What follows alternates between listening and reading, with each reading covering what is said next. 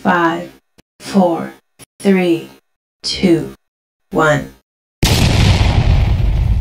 Assalamualaikum. Selamat datang di channel Muhammad Imam Suwiji. Bismillahirrahmanirrahim. Assalamualaikum warahmatullahi wabarakatuh. Salam sehat, salam sejahtera bagi kita semua. Pada kesempatan kali ini saya ingin berbagi pengalaman mengerjakan soal post-test untuk modul yang pertama, yaitu prinsip pengajaran dan asesmen umum, atau kalau di sini itu disingkat PPA umum, ada 1, 2, dan 3. Nah, ini meskipun tidak berurutan, ini 2, 1, 3. Nanti saya akan mencoba mengerjakan secara urut, yaitu dari 1, 2, dan 3, agar nanti mudah dipahami oleh Bapak Ibu semua. Baik, kita mulai saja untuk mengerjakan post-test. Kita mulai dari tengah saja ini, yang pertama. Baik, di sini ada petunjuknya adalah cara mengerjakan post-test. Hasil post-test pertama akan dipakai sebagai acuan pemahaman Anda. Wajib jawab semua soal, kemudian jangan khawatir, nanti tiap jawaban punya bobot tersendiri. Jadi nanti tidak ada nilai 0. Soal dapat dikerjakan secara acak, kemudian setelah selesai klik kumpulkan. Baik, kita mencoba untuk mengerjakannya. Bismillahirrahmanirrahim. Soal yang pertama, Anda mengampu mata pelajaran PJOK dan akan mengajarkan materi tentang permainan bola voli yang menuntut penguasaan, pengetahuan, dan keterampilan. Di sisi lain, sekolah Anda tidak memiliki sarana dan prasarana yang memadai untuk melakukan praktik, sehingga Anda cukup kesulitan untuk melakukan proses pembelajaran dan penilaian. Jika menemui situasi tersebut, apa yang Anda lakukan? Nah, Bapak Ibu, di sini ada 5 opsi. Setiap opsi itu nanti memiliki nilai yang berbeda-beda. Itu dimulai dari nilai yang paling tinggi adalah 5, kemudian 4, 3, 2, dan 1. Kita akan mencoba memilih jawaban yang paling berbobot. Yang pertama, hanya akan memberikan tes yang bersifat tertulis dikarenakan keterbatasan sarana dan prasarana. Saya rasa ini kurang tepat ya. Memahami pentingnya metode observasi untuk mengetahui keterampilan praktik peserta didik dalam bermain voli. Kemudian berusaha menyusun pedoman observasi sederhana pada gerakan-gerakan yang bersifat dasar. Oke, ini membuat panduan observasi yang dapat digunakan semua guru PJOK meskipun sarana praktik di sekolah terbatas. Nah, ini sesuai dengan ilustrasi soal ya, karena sarana dan prasarananya terbatas. Kita lihat dulu yang kelima, tetap akan melakukan penilaian keterampilan dengan meminjam lapangan bola voli terdekat. Ini kurang efektif ya. Saya rasa ini jawaban yang menurut saya paling tepat. Kita lanjut. Soal yang kedua, Anda adalah guru kelas dengan peserta didik yang selama ini seluruhnya berasal dari suku Jawa. Kebetulan semester ini ada peserta didik yang baru pindah dari luar Jawa, dan tentu saja ia tidak menguasai bahasa Jawa. Padahal selama ini Anda terbiasa ketika di kelas menyelipkan bahasa Jawa ketika menjelaskan sesuatu. Meskipun bahasa pengantar pembelajaran secara resmi adalah bahasa Indonesia. Apa kemudian tindakan Anda saat menghadapi situasi di atas? Oke, kita lihat opsi-opsinya. Yang pertama, berniat membiasakan diri agar selanjutnya dapat konsisten menggunakan bahasa Indonesia ketika mengajar. Nah, ini bagus. Menggunakan bahasa Indonesia pada semua materi yang diajarkan di kelas. Oke, ini tetapi kan kalau di tempat kami ada bahasa Jawa, tentu saja tidak bisa menggunakan bahasa Indonesia seluruhnya pada semua materi ini. Kemudian menyadari tantangan yang dihadapi peserta didik pindahan dalam memahami materi. Kemudian yang keempat adalah melibatkan peserta didik lain di kelas untuk mendiskusikan materi dalam bahasa Indonesia, meminta peserta didik yang baru pindah untuk segera belajar bahasa Jawa. Nah, kalau ini harus pelan-pelan ya. Saya rasa yang paling tepat adalah ini, ada kata melibatkan peserta didik lain di kelas. Nah, ini saya rasa bagus ini. Kita kunci, kemudian lanjut soal yang ketiga. Pada suatu materi belajar tentang poster sebagai media informasi, Anda berencana meminta setiap peserta didik untuk berlatih membuatnya dengan tema budaya. Akan tetapi mayoritas peserta didik meminta Anda untuk membebaskan tema sesuai dengan minat masing-masing. Sebagai guru mapel IT, apa yang akan Anda lakukan ketika menemui situasi tersebut? Ya, mungkin tidak hanya di mata pelajaran IT saja ya. Bisa dijumpai di mata pelajaran lain. Kita coba untuk jawabannya. Mengizinkan peserta didik untuk membuat poster sesuai dengan minatnya masing-masing. Berupaya memperluas tema poster sesuai keinginan peserta didik meskipun tidak terlalu jauh dari tema. Kemudian membuat survei minat peserta didik untuk dijadikan alternatif pembuatan tema. Kemudian meminta peserta didik untuk membuat poster sesuai tema yang telah Anda tentukan. Ini pokoknya kekeh ini. Selanjutnya, memaklumi minat peserta didik yang beragam dalam pembuatan tugas tersebut. Ini saya rasa jawaban yang paling tepat adalah ini, membuat survei minat peserta didik untuk dijadikan alternatif pembuatan tema sebelum pembelajaran. Jadi kita sebagai guru harus bisa melayani kebutuhan belajar dari peserta didik. Salah satunya tentu saja adalah membuat survei minat dulu, kemudian bisa dijadikan alternatif pembuatan tema sebelum pembelajaran. Oke, lanjut. Baik, soal yang kelima, Anda akan mengajarkan salah satu cabang olahraga atletik, yaitu lari jarak jauh. Pada kegiatan praktik, ada beberapa peserta didik yang menyatakan tidak sanggup melakukan kegiatan tersebut dikarenakan baru saja sembuh dari sakit. Ada pula yang menyampaikan bahwa mereka belum sempat sarapan. Tindakan apa yang Anda lakukan sebagai guru mata pelajaran PJOK di kelas tersebut? Yang pertama, memastikan kembali kondisi setiap peserta didik sebelum menentukan jarak lari yang akan dipraktekkan. Nah, ini bagus ini, berarti ini mengecek semua kesiapan dari peserta didik sebelum kita menentukan jarak lari yang akan dipraktekkan. Jadi tidak lantas langsung mengatakan lari 500 meter, lari 1000 meter. Kita harus mengecek dulu kondisi anak kita. Kemudian mengubah jenis lari ke lari jarak menengah agar setiap peserta didik dapat melakukan praktik lari. Meminta peserta didik yang tidak mampu untuk istirahat dan tidak melakukan kegiatan tersebut menyadari bahwa praktik lari jarak jauh tidak selalu dapat dilakukan oleh semua peserta didik.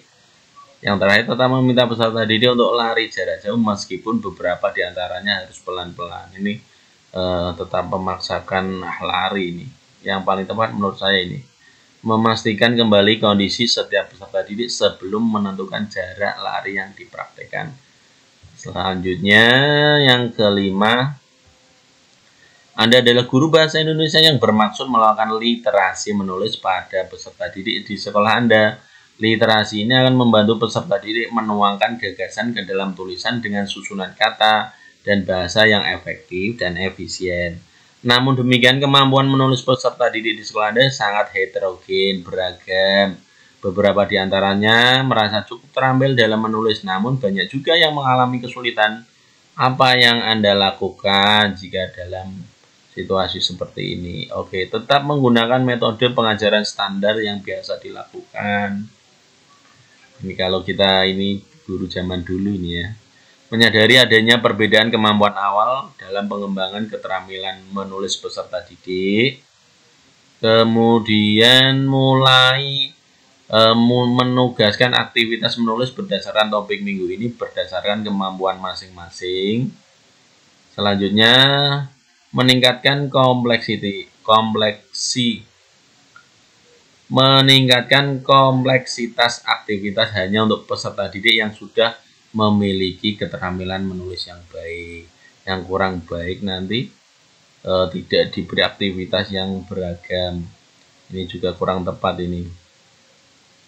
Kemudian yang terakhir adalah membuat panduan dan tugas yang berbeda sesuai dengan tingkat keterampilan menulis peserta didik. Ini yang paling tepat karena ini nanti bisa melayani semua. Oke, kita sudah selesai 5, kita kunci. Sebelumnya kita cek dulu, mungkin ada jawaban yang perlu kita ubah atau ternyata tidak sesuai, nanti bisa kita ubah di sini. Tapi kalau memang sudah yakin, kita klik saja kumpulkan. Nah, alhamdulillah ternyata dari 5 soal tadi saya mendapatkan poin 25/25, artinya semua soal dapat poin maksimal, yaitu 5. 5 kali 5 adalah 25. Oke, kita bisa keluar. Kemudian ya di sini akan tampil seperti ini. Kemudian kita akan mencoba PPA umum yang kedua. Kita klik saja, kemudian mulai. Baik, kita akan mulai dari soal yang pertama. Anda adalah guru matematika kelas 1 SD. Selain ingin mengenalkan bilangan 1 hingga 10, Anda ingin peserta didik juga dapat menuliskan bilangan-bilangan tersebut. Hanya saja Anda mengamati bahwa ada di antara mereka yang belum mahir dalam memegang alat tulis. Bila Anda menghadapi situasi ini, apa prioritas tindakan yang Anda lakukan? Yang pertama, tetap meminta semua peserta didik untuk dapat latihan menulis bilangan 1 hingga 10. Membedakan target kompetensi dengan mengidentifikasi kemampuan motorik halus peserta didik. Menyadari bahwa tidak semua peserta didik di kelas 1 sudah terampil dalam menulis, atau berupaya untuk menurunkan banyak bilangan yang harus ditulis peserta didik. Meminta peserta didik menulis bilangan 1 hingga 5 terlebih dahulu. Jawaban yang menurut saya paling tepat adalah ini, membedakan target kompetensi dengan kita mengenali dulu kemampuan motorik halus peserta didik. Lanjut. Soal yang kedua, selama 5 tahun terakhir Anda adalah guru kelas tinggi, namun tahun ini Anda diminta untuk mengajar di kelas rendah, yaitu kelas 1. Ketika Anda harus mengajarkan konsep angka, Anda mencoba menyampaikannya dengan menulis bilangan-bilangan di papan tulis. Namun para peserta didik tampak tidak ada yang memperhatikan dan bermain sendiri-sendiri. Bagaimana Anda mengatasi kejadian tersebut? Pertama, meminta peserta didik untuk memperhatikan angka yang telah ditulis di papan tulis. Anak-anak perhatikan, jangan ngomong sendiri gitu ya. 2, mencari ide tentang penyampaian materi matematika dengan konsep yang lebih menarik. Oke. Membuat satu set kartu angka dan meminta peserta didik untuk mengurutkannya. Nah, ini mungkin bisa menarik perhatian anak-anak ya, karena anak kan suka bermain ini. Berupaya untuk melakukan aktivitas bermain dan belajar meski belum begitu paham caranya. Nah, caranya di sini mengajak peserta didik untuk mencocokkan jumlah kancing dengan angka yang sesuai. Kalau angka yang diminta 8, kancingnya ada 5, kan nanti jadi masalah juga. Kita coba yang ini, kita kunci, kita lanjut. Anda merasa bahwa tes tertulis yang digunakan selama ini belum dapat mengungkapkan kemampuan peserta didik yang sebenarnya. Tahun ini Anda ingin menggunakan strategi asesmen lain yang dapat menilai pemahaman sekaligus kemampuan mentransfer pengetahuan peserta didik. Sebagai guru mata pelajaran, apa prioritas tindakan yang Anda lakukan? Pertama, membuat kasus untuk didiskusikan dan dipresentasikan. Nah, ini ada kata kunci diskusi ya. Menggunakan metode presentasi secara individual, ini tidak ada kolaborasi nanti. Melakukan tanya jawab secara lisan untuk mengungkapkan kedua unsur penilaian tersebut. Memikirkan asesmen lain yang lebih tepat, ini baru memikirkan ya. Menambah jumlah dan variasi soal tertulis, ini malah nanti sedikit memberatkan anak-anak ya. Yang paling tepat saya rasa ini. Lanjut, soal yang keempat. Anda mengampu bahasa Inggris. Anda menyadari bahwa kemampuan peserta Anda mengampu bahasa Inggris. Anda menyadari bahwa kemampuan menulis cenderung kurang diperhatikan dalam mata pelajaran ini, dan Anda berencana untuk melatihnya. Selama ini sebenarnya Anda sudah berusaha memberikan tugas-tugas menulis. Namun hasil yang ditunjukkan oleh peserta didik cukup beragam antar kategori tulisan, seperti antara esai, tulisan reportase kejadian, cerita, dan sebagainya. Apa yang Anda lakukan kemudian pada penugasan kali ini? Kita coba lihat jawabannya. Meminta semua peserta didik membuat tulisan dengan kategori dan tema yang sama. memberikan penugasan yang berbeda dalam hal tema, jenis, dan detail ketentuan tulisan. Oke. Memahami bahwa dibutuhkan latihan menulis yang berbeda berdasarkan kemampuan peserta didik. Boleh. Membuat proyek menulis kolaboratif antar peserta didik yang kemahiran menulisnya beragam. Bagus ini. Mencoba memberikan panduan atau tugas menulis dalam kategori yang bervariasi. Saya rasa jawabannya adalah ini. Kemudian kita klik lanjut. Soal yang terakhir. Anda adalah guru bahasa Inggris di sebuah SD. Minggu ini Anda berencana untuk mengaitkan antara budaya dengan perkembangan bahasa Inggris secara umum. Anda agak kesulitan untuk menentukan budaya mana yang akan diangkat karena peserta didik di kelas Anda terdiri atas berbagai macam budaya. Apa yang akan Anda lakukan? Pertama, mendiskusikan dalam kelas tentang peran budaya dalam pembelajaran bahasa Inggris sebagai bahasa kedua. Oke. Mencari ide tentang cerita-cerita dari berbagai budaya untuk memahami variasi dalam penggunaan bahasa. Memperkenalkan budaya yang umum di Indonesia melalui metode ceramah dalam bahasa Inggris. Ini membosankan ini. Melibatkan peserta didik dalam proyek kelompok untuk merancang menyajikan materi bahasa Inggris yang mencerminkan budaya. Ada kata keterlibatan peserta didik, kemudian ada proyek juga. Kemudian setelah itu ada menyajikan, ini bagus sekali. Memberikan kasus keberagaman budaya yang mempengaruhi pembelajaran bahasa Inggris dan meminta komentar peserta didik. Ini yang paling tepat menurut saya. Kita cek ulang jawaban. Kalau sudah yakin, silakan Bapak Ibu bisa klik kumpulkan. Nah, dan alhamdulillah untuk postes yang kedua juga mendapatkan nilai sempurna. Kemudian kita bisa scroll ke bawah untuk melihat jawaban dan bobot nilainya tentu saja, untuk nanti bisa kita baca-baca lagi. Oke, kita bisa keluar untuk mengerjakan soal postes yang ketiga. Baik, akan kita mulai untuk PPA umum yang ketiga. Kita klik saja seperti tadi, kemudian kita bisa mulai postesnya. Soal yang pertama, Anda dituntut untuk melatih ekstrakurikuler menari di sekolah A. Saat ini Anda sedang mempersiapkan peserta didik untuk tampil di Festival Budaya Kabupaten. Meskipun demikian, Anda menyadari bahwa peserta didik memiliki latar belakang kemampuan tari yang berbeda-beda, sehingga Anda bingung dalam menentukan aktivitas yang paling sesuai saat latihan. Apa yang Anda lakukan jika berada pada situasi tersebut? Yang pertama, mengelompokkan peserta didik berdasarkan tingkat kemampuannya dan memberikan latihan khusus untuk tiap kelompok. Oke, meminta bantuan peserta didik yang lebih mahir untuk turut melatih temannya yang belum mahir dalam melakukan gerakan tertentu. Nah, ini melibatkan tutor sebaya ini. Mengatur urutan dalam melatih gerakan mulai dari yang rata-rata paling sulit dilakukan sampai yang paling mudah. Memikirkan variasi aktivitas yang dapat melatih berbagai tingkat kemampuan menari para peserta didik, atau tetap menggunakan rutinitas latihan yang biasa dilakukan dan mengharapkan semua peserta didik dapat mengikutinya tanpa kesulitan. Nah, ini harapannya memang seperti itu, tapi jawaban yang paling tepat ini tadi ya, meminta bantuan atau melibatkan peserta didik untuk ikut melatih. Kita lanjut. Soal yang kedua, berdasarkan hasil asesmen, Anda mengetahui bahwa sebagian peserta didik kelas Anda memiliki gaya belajar visual.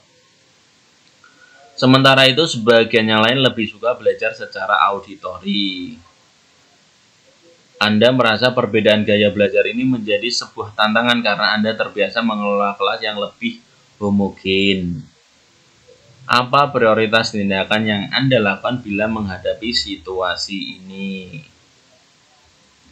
Yang pertama, berupaya merencanakan aktivitas yang memungkinkan tiap peserta didik bekerja secara individual. Ada kata individual ini, sesuai gaya belajar masing-masing. Memikirkan metode pengajaran yang tidak hanya mengandalkan satu jenis media. Oke. Mengusulkan kepada koordinator kelas untuk lebih homogen dalam membagi kelas untuk mempermudah proses pembelajaran. Membagi peserta didik ke dalam kelompok kecil berdasarkan gaya belajar mereka. Oke. Atau ini, menyediakan sumber belajar yang mencakup berbagai jenis media seperti teks, video, dan presentasi lisan. Ini berarti diferensiasi konten ini. Ini jauh lebih bagus. Kita kunci dan lanjut. Anda mengetahui adanya dua suku asal peserta didik yang sama-sama dominan di kelas Anda. Kedua kelompok ini sering terlibat konflik baik secara sengaja maupun tidak, sehingga kerap berdampak terhadap proses pembelajaran di kelas. Beberapa kali Anda berusaha untuk memediasi, namun tingginya prasangka yang dimiliki antar kelompok membuat kondisi tak kunjung membaik. Selaku guru kelas, apa yang akan Anda lakukan jika menemui situasi ini?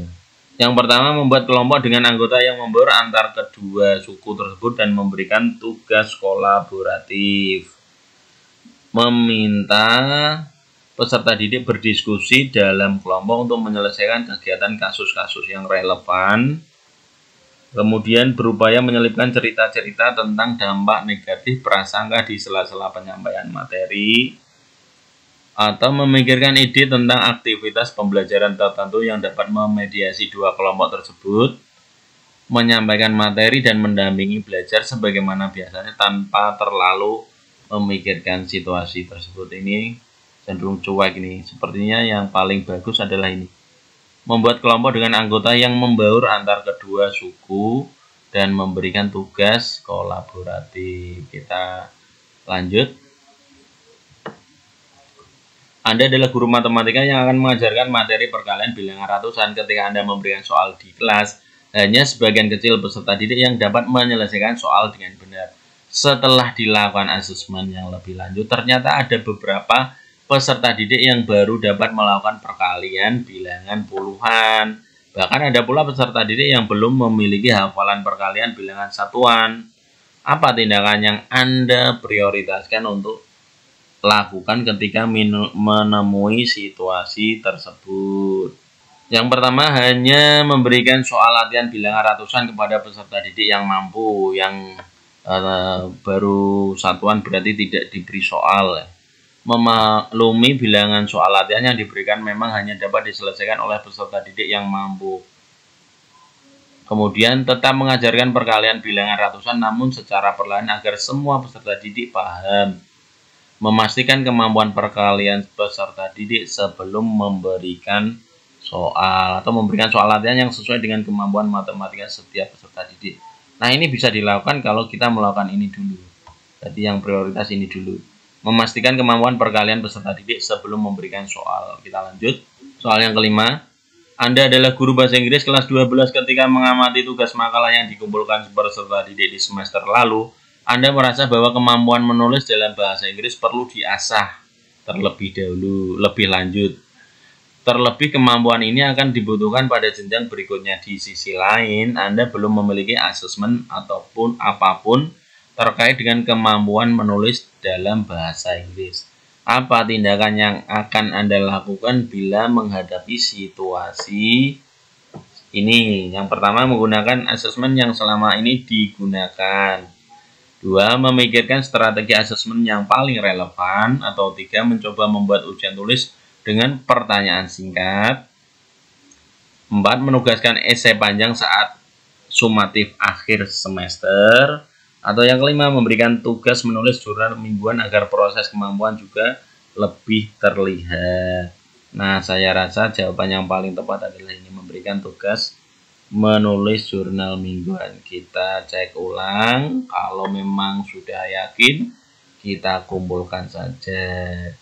Dan alhamdulillah hasil post testnya adalah 25 poin lagi. Kita nanti bisa baca-baca ya setelah ini selesai, kemudian Bapak Ibu guru bisa membaca, kemudian kita bisa keluar.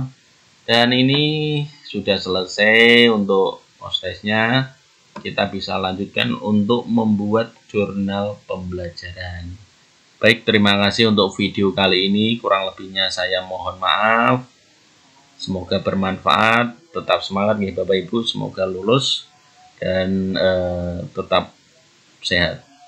Assalamualaikum warahmatullahi wabarakatuh.